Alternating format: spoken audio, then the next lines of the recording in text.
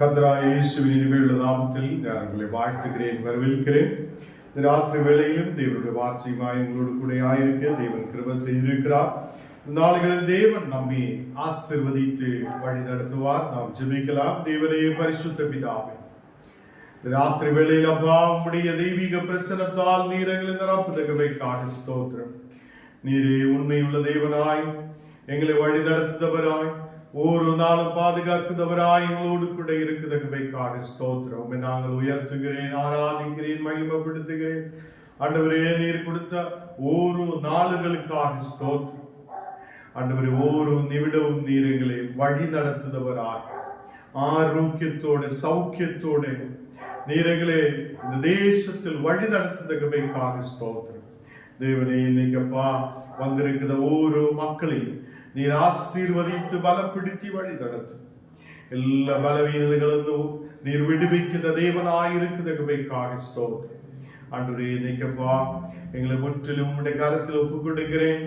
வசனங்கள் தியானிக்கும் போது உம்முடைய தெய்வீக பிரசனத்தால் நீர் எங்களை நிரப்பும். வசனத்தை புரிய தேவனே, உம்முடைய வார்த்தைகளை கவனித்து அதன்படி முன்னாடி கடந்து செல்ல நீர் எங்களுக்கு கிருபை செய்யும். ஆண்டவரே, மன கவலையோடு, கண்ணீரோடு, பாரத்தோடு, அநேக தேவைகளோடு இந்த மீட்டிங்கில் கடந்து வந்திருக்கிற ஒவ்வொரு மக்களையும் ஆசீர்வதியும், விடுதலை கொடும். தேவனே, இந்த மக்கள் தேசத்தில் சாட்சியோடு உயர்ந்து வர நீர் கிருபை செய்யும். எங்களை முற்றிலும் தாழ்த்துகிறேன், அர்ப்பணிக்கிறேன். இயேசுவின் நாமத்தில் ஜெபங்கள் நல்ல பிதாவே, ஆமென், ஆமென். கர்த்தர் உங்களை யாவரையும் ஆசீர்வதித்து வழி நடத்துவார். தேவன் நம்மோடு கூட இருந்து நம்மை வழி நடத்துபவராய் இருப்பார். இந்த நாடுகளில் நாம் தேவனுடைய வார்த்தைக்கு நேராய் கடந்து செல்லலாம். ஆதியாகமம் 1ஆம் அதிகாரம் அதனை 1வது வசனம் நாம் வாசிக்கலாம். ஆதியாகமம் 1ஆம் அதிகாரம் அதனை 1வது வசனம். ஆதியிலே தேவன் வானத்தையும் பூமியையும் சிருஷ்டித்தார். இன்றைக்கு நாம் தியானிப்பதற்காக ஏன் நமக்கு தேவன் தேவையாயிருக்கிறது என்ற ஒரு விஷயத்தில் நாம் நின்று இனி இந்த ஒரு வாரம் நாம் இந்த வசனத்தை தியானிக்க விரும்புகிறோம். ஏன் நமக்கு தேவன் தேவையாயிருக்கிறது? உண்மையாக கர்த்தருடைய பிள்ளைகளே, மனிதராக இருக்கிற ஞானங்கள் இந்த உலகத்தில் ஆயிருக்கிறது. சற்று நேரத்தில் நாம் யோசித்து பாருங்க. இன்றைக்கு நாம் இந்த உலகத்தில் இருக்கிறது என்னுடைய படிப்பினாலேயோ, பெருமையாலேயோ, என்னுடைய ஞானத்தாலேயோ, பலத்தாலேயோ அல்லவே அல்ல. அது அங்கேதான் நமக்கு தேவன் தேவையாயிருக்கிறது. தேவன் உண்மையாக நம்மை நடத்துபவராயிருக்கிறது. தேவன் உண்மையாக நம்மை பாதுகாக்குதவரும் இந்த உலகத்தில் நிற்க செய்தவருமாயிருக்கிறது. கர்த்தருடைய பிள்ளைகளே, ஒரு வியாதி வந்தால் நம்ம வாழ்க்கை முடிந்தது. எல்லாருக்கும் தெரியும். ஒரு வியாதி வந்தாலே போதும், உலகத்தில் இருக்கணுமா வேண்டாவா என்று நினைக்கும்.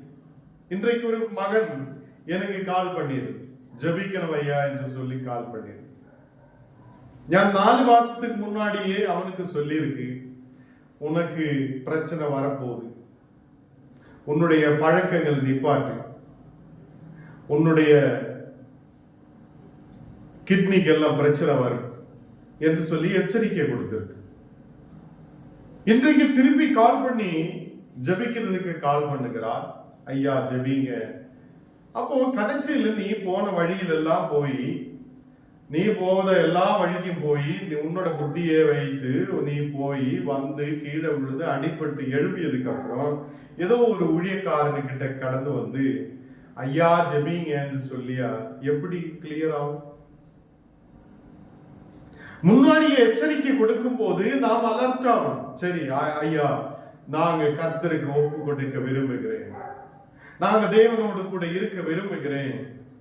நாங்க சொல்லுத வார்த்தை அது கீழ்ப்படியாமலே முன்னாடி போய் இப்ப என்னாவது? இதுதான் மனித வாழ்க்கை. இப்படித்தான் இருக்குது. மனிதன் டேப்லெட்டின் மேல் நம்பி, ஒரு சின்ன டேப்லெட் போதும் என்ன நல்ல குணமாக்குவார் என்று நினைக்கிற சிலவர். எங்கட ஆண்டவர் நம்மை குணமாக்கும்? ஆண்டவர் நமக்கு எதை செய்ய போகிறார்? ஆண்டவர் என்ன செய்யும்? நீ ஜெபிச்சு ஜெபிச்சு என்ன பிரயோஜனம் என்று அநேக நாடுகளால் கேட்கிற மக்கள் உண்டு. நான் ஒரு மகன் வீட்டுக்கு போகும்போது இவ்வளவு பெரிய பெட்டி, அது முழுவதும் டேப்லெட். இதை சாப்பிட்டு சாப்பிட்டு சாப்பிட்டு நம்ம நல்ல கௌரவமாய் இருக்குது. இதை சாப்பிடும் போதுதான் எனக்கு ஏதோ ஒரு பெரிய காரியம் நடக்கிறான், நான் பெரியவனாய் இருக்கிறார் என்று நினைக்கிற சில பேர் இருக்குது. கர்த்தருடைய பிள்ளைகளே, தேவனுடைய வல்லமையை நாம் புரியட்டும். தேவனுடைய வல்லமையை புரியட்டும். சில நேரத்தில் நமக்கு மெடிசன் தேவையாயிருக்குது. சில நேரத்தில் நமக்கு டாக்டரை பார்க்க வேண்டி வரும். சில நேரத்தில் நாம் நம்முடைய தேவைகளுக்காக சில நேரத்தில் மெடிசனோ காரியங்களோ எடுக்க வேண்டி வரும் என்று சொல்லி நீ வாழ்நாள் முழுவதும் இதை எடுத்துட்டு இருக்கணும் என்று யாரும் சொல்லியது. இன்றைக்கு வாழ்நாள் முழுவதும் இதே சாப்பிட்டு சாப்பிட்டு அடுத்த வியாதியை பெருக்கி, அதுக்கப்புறம் அடுத்த வியாதி உருவாக்கி, அதுக்காக சாப்பிட்டு அது சாப்பிடும் போது அடுத்த வியாதியை உருவாக்கி, இப்படி நாம் உலகத்துக்கு நேராய் கடந்து சென்று நாமே நாசமாகி போய் கொண்டிருக்கிறது. கர்த்தருடைய பிள்ளைகளே, சில நேரத்தில் தேவன் நமக்கு எச்சரிக்கை கொடுக்கிறார். நீங்க கர்த்தருக்கு ஒப்பு கொடுங்க, இல்லென்றால் என்ன நடக்கும் என்று ஊழியக்காரர் மூலமாக எச்சரிக்கை கொடுக்கும் போது, இந்த ஊழியக்காரன் தேவையில்லை, நமக்கு வேற ஊழியக்காரர்கிட்ட போகலாம்னு சொல்லி போது அநேகர் உண்டு. கர்த்தருடைய பிள்ளைகளே, இன்றைக்கு தேவன் நமக்கு எதுக்கு தேவை? தேவன் நமக்கு எதுக்காக தேவையாயிருக்கிறது? அவர் ஆதியிலே வானத்தையும் பூமியையும் உருவாக்கின தேவன். அது நமக்கு எல்லாருக்கும் தெரியும். வானத்தையும் பூமியையும் உருவாக்கின தேவன் உண்டு. அவர் நம்மை உருவாக்கின தேவன். அல்லேலூயா. இன்றைக்கு கர்த்தருடைய பிள்ளைகளே, உருவாக்க தெரிந்த தேவனுக்கு என்னை நடத்த தெரியும் என்று நம்பிக்கையுள்ளவங்கள் உண்மையோட முன்னாடி கடந்து செல்ற கர்த்தர் என்ன நடத்துவார். கர்த்தர் என் குடும்பத்தை வழி நடத்துவார். அவர் என்னை உருவாக்கி இருக்கிறது. அவர் என்னை உருவாக்கின தேவன். அல்லேலூயா. கர்த்தருடைய பிள்ளைகளே, வானத்தையும் பூமியையும் உருவாக்கின தேவன். அவர் நமக்கு பலனை கொடுக்கிறவராய், அவர் நம்மை முன்னாடி நடத்துகிறவராய், அவர் நம்மோடு கூட இருப்பார். யாத்ராகமம் 20ஆம் அதிகாரம் அதிന്റെ 11வது வசனம் வாசிக்கும் போது, கர்த்தர் 6 நாளுக்குள்ளே வானத்தையும் பூமியையும் சமுத்திரத்தையும் அவைகளில் உள்ள எல்லாவற்றையும் உண்டாக்கி, 6 நாளுக்குள்ளே தேவன் வானத்தையும் பூமியையும் சமுத்திரத்தையும் அவைகளில் உள்ள எல்லாவற்றையும் உண்டாக்கி இருக்கிறது. இனியும் மனிதர்கள் போய் எத்தப்பட முடியாத அநேக கிரகங்களும் அநேக காரியங்களும் இருக்குது. நம்முடைய புத்தி கெட்டாதபடிக்கு இருக்குது அநேக காரியங்கள் இந்த உலகத்தில் இருக்குது. இவை எல்லாம் உருவாக்கின தேவன். அவர் 6 நாளுகள் கொண்டு இவையெல்லாம் உருவாக்குகிறார். 7ஆம் நாளிலே ஓய்ந்திருந்தார். ஆகையால் கர்த்தர் ஓய்வு நாளை ஆசீர்வதித்திருக்கிறது. அந்த ஓய்வு நாள் எனக்கு உங்களுக்கும் தேவனை ஆராதிக்கிறதுக்காக கொடுத்திருக்கிறது. அது தேவன் பரிசுத்தமாக்கி இருக்கிறது. அல்லேலூயா. கர்த்தருடைய பிள்ளைகளே, சமுத்திரத்தையும் வானத்தையும் பூமியையும் உருவாக்கின ஒரு தேவன் உண்டு.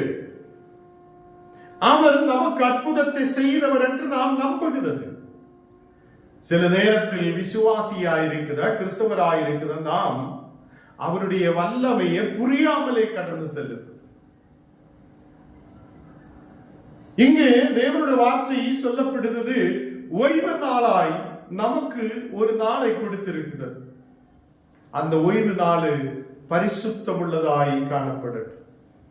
அந்த ஓய்வு நாள் நமக்கு பரிசுத்தப்படுத்தி தேவன் கொடுத்திருக்கிறது. எபிரேயர் 11ஆம் அதிகாரம் அதிന്റെ 3வது வசனம் வாசிக்கும் போது, எபிரேயர் 11ஆம் அதிகாரம் அதிന്റെ 3வது வசனம், விசுவாசத்தினாலே நாம் உலகங்களில் தேவனுடைய வார்த்தையாலே உண்டாக்கப்பட்டிருக்கிறது. இந்த உலகங்கள் எல்லாம் தேவனுடைய வார்த்தையாலே உலகங்கள் உருவாக்கப்பட்டிருக்கிறது. இவ்விதமாய் காணப்படுகிறவைகள் தோன்றப்படுகிறவைகளாய் உண்டானவை இல்லை. இது ஏதோ இந்த உலகத்தில் சும்மாவே உருவாயது அல்ல. இது தேவனால் உருவாக்கப்பட்டது என்று இங்கே வசனத்தில் சொல்லப்படுகிறது. தேவனுடைய வார்த்தையாலே உருவாக்கப்பட்டிருக்கிறது. அப்போ தேவனுடைய வார்த்தைக்கு வல்லமை இருக்கிறது. கர்த்தருடைய பிள்ளைகளே, நாம் இந்த நாளுகளில் தேவன் நமக்கு ஏன் தேவையாயிருக்கிறது என்ற தலைப்பில் தான் பேசிக் கொண்டிருக்கிறது. தேவன் நமக்கு ஏன் தேவை? ஏனென்றால் அவர் ஆதியிலே வானத்தையும் பூமியையும் உருவாக்கின தேவன். நாம் வசனத்தில் பார்த்திருக்கிறோம், வானத்தையும் பூமியை மட்டும் அல்ல, வானத்தையும் பூமியையும் சமுத்திரத்தையும் சகலத்தையும் அவர் உருவாக்கி இருக்கிறது. அவர் உருவாக்கினதுக்கு அப்புறம் ஓய்ந்திருந்தார் என்று காணப்படுகிறார். இன்றைக்கு நமக்கு ஓய்வு நாள் இல்லை. 7 நாளும் வேலை. 7 நாளும் வேலைக்கு போகிற மக்கள் இருக்குது. கர்த்தரை துதிக்கிறதுக்கான நேரம் இல்லை. தேவன் பரிசுத்தப்படுத்திய அந்த பரிசுத்த நாளை நாம் நினைவு கூறுவதற்கோ ஆராதிக்கிறதுக்கோ தேவனை துதிக்கிறதுக்கோ நமக்கு நேரம் இல்லை. ஏதோ ஒரு பிரச்சனை வரும்போது, வியாதி வரும்போது மட்டும் தேவனே, பரிசுத்தரே, உண்மையான தேவனே, எனக்கு ஒரு விடுதலை தாருன்னு கேட்டா, கடைசியில வந்து கேட்டா எந்த பிரயோஜனம் கிடையாது. உனக்கு கொடுக்கிற நேரம் மனம் திரும்ப வேண்ட நேரமாக இருக்கிறது. சில பேர் நினைக்கும் நம்முடைய பணத்தாலே நாம் வாழுகிறார். சில பேர் நினைக்கும் எனக்கு கிடைத்திருக்குதா ஏதோ பெரிய புகழினாலே, பணத்தாலே, இந்த உலகத்தில் ஏதோ பொருளினாலே நான் வாழ்கிறார் என்று நினைக்கிற சில பேர் உண்டு. கர்த்தருடைய பிள்ளைகளே, நாம் அவருடைய அன்பையும் அவருடைய பலத்தையும் புரியட்டும். கர்த்தருடைய வார்த்தைக்கு பலன் உண்டு. அவர் வார்த்தையாலே இந்த உலகங்களை உருவாக்கி இருக்கிறது என்று காணப்படுகிறார். தேவ பிள்ளைகளே, ஆதியாகமம் 1ஆம் அதிகாரம் அதில் 27ஆம் வசனம் வாசிக்கும் போது, தேவன் தம்முடைய சாயலாக மனுஷனை சிருஷ்டித்தார். இதுவரைக்கும் நாம் உலகத்தை சிருஷ்டித்திருக்கிறார், சமுத்திரத்தை சிருஷ்டித்திருக்கிறார். தேவன் அவருடைய வார்த்தையாலே உலகங்களை உருவாக்கி இருக்கிறார் என்று நாம் தியானித்தோம். இப்போ இங்கே ஆதியாகமம் 1ஆம் அதிகாரம் 27 சொல்லுகிறார், தமது சாயலாக மனுஷனை தேவன் சிருஷ்டித்தார். இங்குதான் மனுஷனும் தேவனும் ஒரு நல்ல ரிலேஷன் இருந்திருக்கிறது. அவருடைய சாயலாக உருவாக்கின மனுஷன். இங்கு தேவன் தம்முடைய சாயலாக மனுஷனை சிருஷ்டித்தார். என்னை கேட்கிற கர்த்தருடைய பிள்ளைகளே, அவனை தேவ சாயலாகவே சிருஷ்டித்திருக்கிறது. ஆணும் பெண்ணுமாக அவர்களை சிருஷ்டித்தார். தேவன் மனுஷனை ஆணும் பெண்ணுமாக சிருஷ்டித்திருக்கிறார். இந்த உலகத்தில் ஆணு மட்டும் போதும் என்று தேவன் நினைத்ததில்லை. அவனுக்கு துணையாக ஒரு பெண்ணும் இருக்க வேண்டும் என்று சொல்லி ஆணையும் பெண்ணையும் சிருஷ்டிக்கிறது. இன்றைக்கு நாம் முன்னாடி கடந்து செல்லும் போது, நாம் மனுஷ சாயலாக சிருஷ்டிக்கப்பட்ட மனுஷன் தேவனை மறந்துவிட்டு, அந்த தேவன் எனக்கு தேவையில்லை என்று சொல்லி இந்த உலகத்துக்கு பின்னாலே ஓடிக்கொண்டிருக்கிறது. அநேக மனுஷர் இந்த நாடுகளில் உலகத்துக்கு பின்னாலே கடந்து செல்லுகிறார். தேவனுடைய சத்தத்தை கேட்கிறது இல்லை. என்னை உருவாக்கிய தேவன் உண்டு என்று தேடுவதில்லை. ஒரு பிள்ளை தன் அப்பாவையும் அம்மாவையும் தேடி போகுவார். எனக்கு ஒரு அப்பையும் அம்மாவும் இருக்குது என்று அவங்களுக்கு தெரியும். எங்க போனாலும் அப்பாவையும் அம்மாவையும் அவங்க நல்ல அன்பு செலுத்தி அவங்க எங்க இருக்கிறார் அவங்களை தேடி போகுத மக்கள் இருக்குது. நம்மை உருவாக்கிய தேவனை தேடி நாம் போகுதா இல்லையா என்று இந்த நாளில் யோசிக்கின்றோம். அவர் ஆடும் பெண்ணுமாக மனிதனை உருவாக்கி இருக்கிறது. தம்முடைய சாயலாக மனுஷனை உருவாக்கி இருக்கிறது. கர்த்தருடைய பிள்ளைகளே, மனுஷனை உருவாக்கும் போது தேவ சாயலில் அவர் உருவாக்கி இருக்கிறது.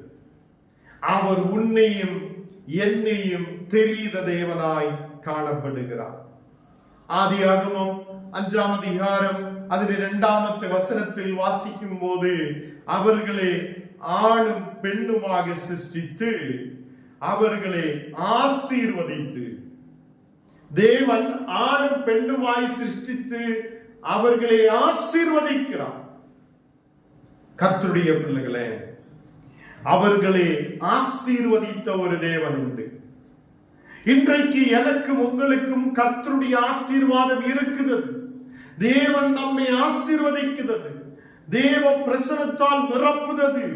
அல்லேலூயா. கர்த்தருடைய பிள்ளைகளே, அவர்களை சிருஷ்டித்த நாளுகளிலே அவர்களுக்கு மனுஷர் என்று பெயரிட்டார். தேவன் இந்த ஆணும் பெண்ணுமாக சிருஷ்டித்து அவர்களுக்கு மனுஷர் என்று பெயர் வைக்கிறார். இந்த மனுஷருக்கு தேவனை தேவை இருக்குதா இல்லையா? ஆணுக்கும் பெண்ணுக்கும் தேவனை தேவையா இருக்குதா இல்லையா? எனக்கும் உங்களுக்கும் தேவன் வேணுமா வேண்டாமா? கர்த்தருடைய பிள்ளைகளே, அவருடைய வாயின் வார்த்தைக்கு வல்லமை உண்டு. அவர் 6 நாளிலே இந்த உலகத்தையும் சமுத்திரத்தையும் வானத்தையும் பூமியையும் உருவாக்கின தேவன். கர்த்தருடைய பிள்ளைகளே, சங்கீதம் 139 13ஆம் வசனம் வாசிக்கும் போது, நீர் என் உள்ளேந்திரங்களை கை கொண்டிருக்கிறீர்கள், தாயின் கர்ப்பத்திலே என்னை காப்பாற்றினீர். சங்கீதக்காரன் சொல்லுகிறார், தாயின் கர்ப்பத்திலே நீர் என்னை காப்பாற்றின தேவன். கர்த்தருடைய பிள்ளைகளே, தாயின் கர்ப்பத்திலே உன்னை தேவன் அறிந்திருக்கிறது. உன்னை தேவன் பாதுகாத்திருக்கிறது. தாயின் கர்ப்பத்திலே எத்தனையோ பிள்ளைகள் சத்து போகிறார். வெளியில் வர முடியாத எத்தனையோ பிள்ளைகள் அப்படியே சாவுக்கு நேராய் கடந்து செல்லுகிறது. வளர முடியாத சூழ்நிலைகள் இருக்கிறது. அந்த நேரத்திலும் எனக்கு உங்களுக்கு உயிரை கொடுத்தவனாய ஒரு தேவன் உண்டு என்று நீ இந்த ராத்திரி காலத்தில் அறிந்து கொள்ளுங்கள். அல்லேலூயா. அவருடைய வல்லமையே நாம் புரிந்து கொள்ளுங்கள். அவர் வல்லமையான தேவன்.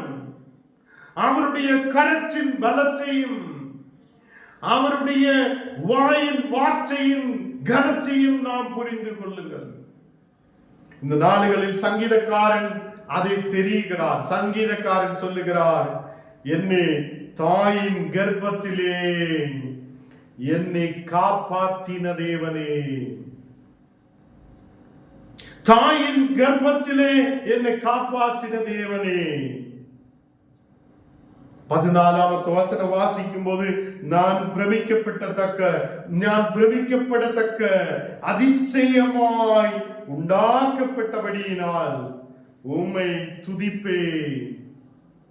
நான் பிரமிக்கப்படத்தக்க அதிசயமாய் என்னை கர்த்தர் உருவாக்கி இருக்கிறது. ஒரு பெரிய அதிசயம் அல்லவா? ஞானும் நீங்களும் உருவாயது ஒரு அதிசயமாய் இருக்கிறது. இந்த உலகத்திலே காலையில் எழும்பலாம், சாப்பிடலாம்,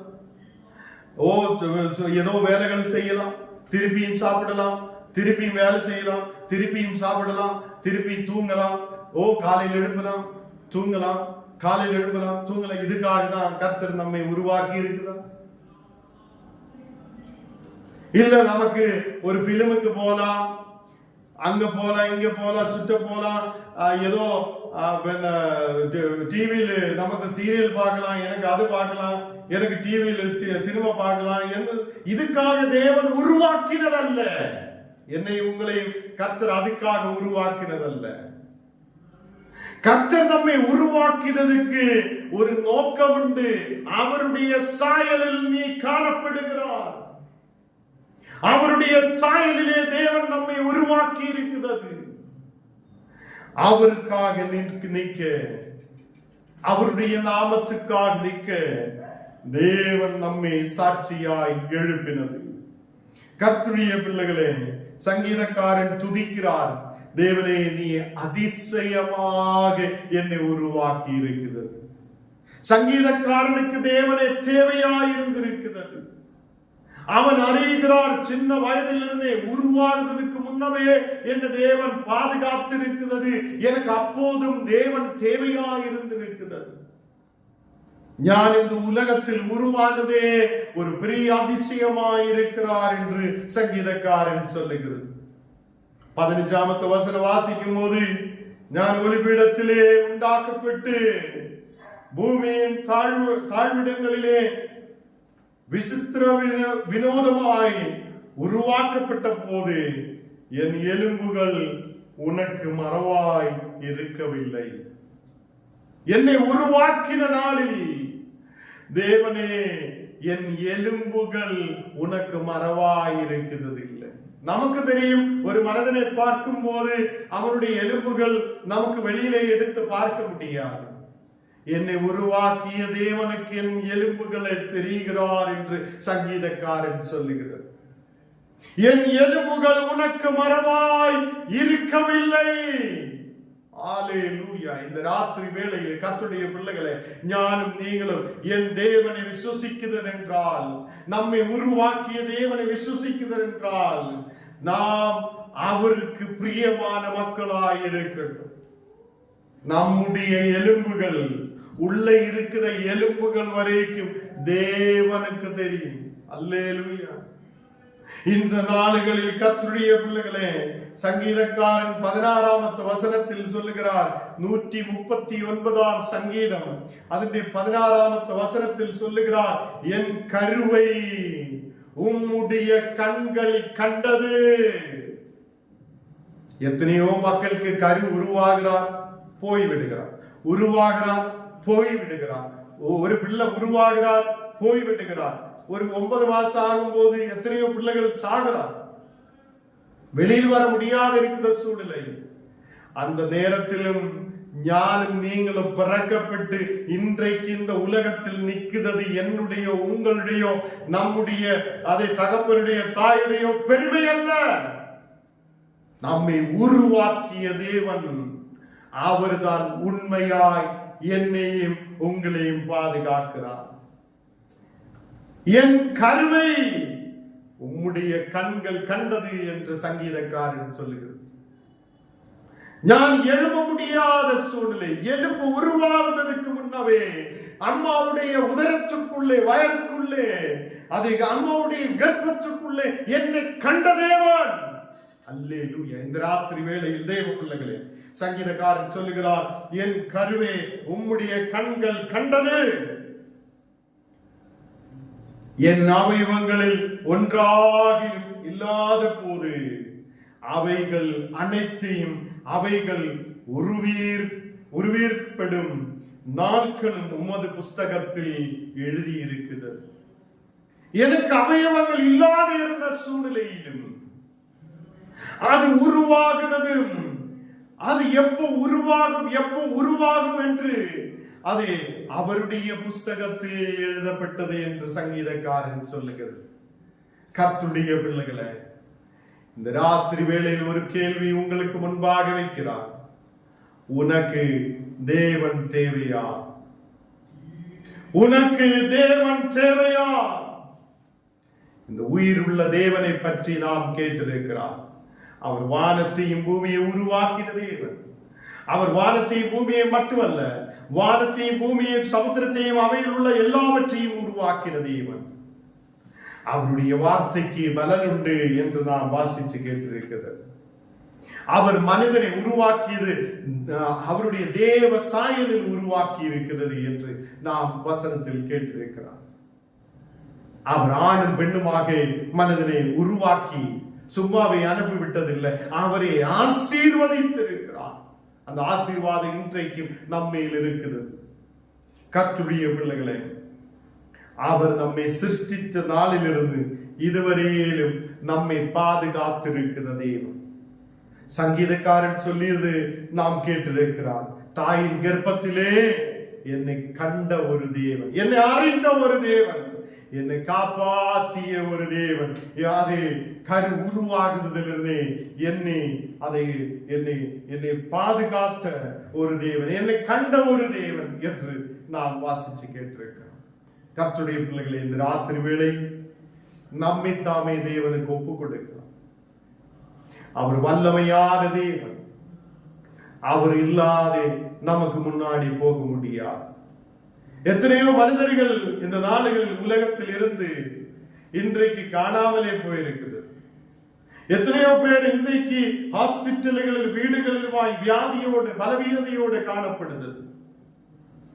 எத்தனையோ மக்கள் கஷ்டத்தோட, கண்ணீரோட, பாரத்தோடு இருக்கிறது. கர்த்தருடைய பிள்ளைகளை, இந்த ராத்திரி வேளையில் நம்மைத்தாமே ஒப்பு கொடுக்கலாம். நம்முடைய பலம் அது ஒரு நாள் போய்விடும். நமக்கு இருக்கிற செல்வங்கள் அது நாம் எடுத்துக்கொண்டு போக முடியாது. இந்த உலகம் நாம் விட்டு பிரிய வேண்டிய நாளுகள் இருக்கிறது. இந்த உலகத்தில் ஆயிருக்கும் போது பாதுகாக்கிற ஒரு தேவன் உண்டு. நாம் இந்த உலகத்தை பார்க்கிறதுக்கு முன்னவே, நாம் வெளியில வந்து அம்மாவுடைய உள்ள இருக்கும் போதே, கர்ப்பத்தில் இருக்கும் போதே அவர் நம்மை கண்ட தேவன். அல்லேலூயா. இந்த உலகத்தில் வெளியில் வரும்போதும் எனக்கு உங்களுக்கு எழும்பி நடக்க முடியாது, எழும்பி நிற்க முடியாது, நடக்க முடியாது. அந்த நாளுகளில் நமக்கு உயிரை கொடுத்த தேவன். கர்த்தருடைய பிள்ளைகளை, நமக்கு நல்ல உயிரை கொடுத்து, ஆரோக்கியத்தை கொடுத்து, நமக்கு இந்த உலகத்தில் வாழ்வதற்கான வழிகளை திறந்தது அந்த தேவனை நாம் மறக்காது இருக்கட்டும். நாளை தினத்தில் எரேமியாவை கூட தேவன் எப்படி இருந்திருக்கிறார் என்ற விஷயத்தை ஆதாரமாக்கி நாம் நாளைக்கு தியானிக்கும். நாளைக்கு எல்லாவரும் கடந்து வாருங்கள். தேவன் நம்மை ஆசீர்வதிப்பார். நாம் ஜெபிக்கலாம். தேவனை பரிசுத்த பிதாவே, இந்த ராத்திரி வேளையில் அப்பா உம்முடைய தெய்வீக பிரசன்னம் எங்களோடு கூட இருக்கிறதுக்காக ஸ்தோத்திரம். தேவனை, எங்கள் பலன் அல்ல, நாங்கள் இந்த உலகத்தில் ஆயிருக்கிறது உம்முடைய கிருபை அப்பா. கரு உருவாகுதிலிருந்து இதுவரையிலும் நீர் பாதுகாத்தீரே.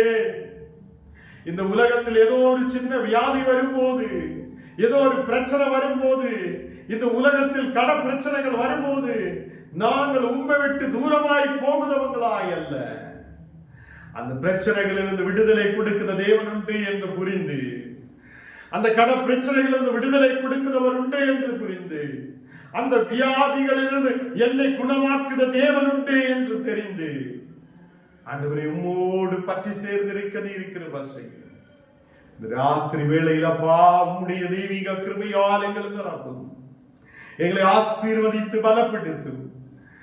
தேவன் எனக்கு தேவையா என்ற ஒரு தலைப்பில் நாங்கள் தியானித்துக் கொண்டிருக்கும் போது அவருடைய வல்லமையை பற்றி தியானிக்க, தேவன் மனிதனுக்கு ஏன் தேவையா இருக்கிறார் என்று நாங்கள் தியானிக்க நீர் எங்களுக்கு கிருபை செய்யும். நாடுகளில் வந்திருக்கிற ஒவ்வொரு மக்களுடைய குடும்பத்திலும் தெய்வீக சௌக்கியம் இறங்கி வரட்டும். வியாதிகள் இயேசுவின் நாமத்தில் குணமடையப்படட்டும். வியாதியோட, பலவீனதையோட, கண்ணீரோட, பாரத்தோடு இருக்கிற மக்களுக்காக ஜெபிக்கிறேன். ஒரு பெரிய விடுதலும் சௌக்கியத்தையும் நீர் கொடு. எங்களை முற்றிலும் தாழ்த்துகிறேன், அர்ப்பணிக்கிறேன். இயேசுவே, எங்களை முற்றிலும் உம்முடைய கரத்தில் ஒப்புக் கொடுக்கிறேன். இயேசுவின் நாமத்தில் ஜெபங்கள் நல்ல பிதாவே, ஆமென். என் ஆத்மாவே கர்த்தரை ஸ்தோத்திரி, என் முழுமே பரிசுத்த நாமத்தை ஸ்தோத்திரி. என் ஆத்மாவே கர்த்தரை ஸ்தோத்திரி, கர்த்தர் செய்த சகல உபகாரங்களும் மறவாதே.